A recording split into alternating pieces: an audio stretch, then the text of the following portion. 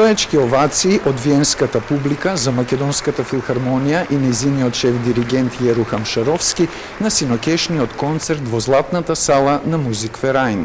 Публиката особено реагираше на тешкото од Глигор Смокварски, кое беше изведено во првиот дел од концертот, но и на бис, како и од Калино моме, една од 5 македонски народни песни во аранжман за симфониски оркестар од композиторот Сони Петровски, во чија изведба како солисти настапија Ана и Игор Дурловски.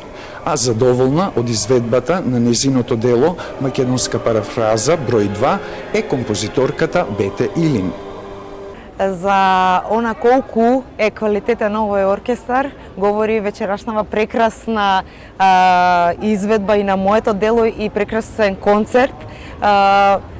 Презадоволна сум, многу голема чест и задоволство е да се изведе, мислам да се почувствува една изведба и премиера овде во Виена и во Музикверајн. На концертот беше изведена и симфонијата број 8, опус 88 од Антонин Дворжак во вториот дел од концертот, а од него се задоволни и концертмајсторите на Македонската филхармонија Владимир Костов и Ана Кондратенко. Возбудена сум од приемот на публиката. Искрено не очекував, мислев дека ќе биде поладно, ама со такво топло срце не примеа и нас уште повеќе не потикна, некако таков имаше хемија на концертот помеѓу нас и публика, што завршивме со тешкото, завршивме со тапани и завршивме во таква ефорија.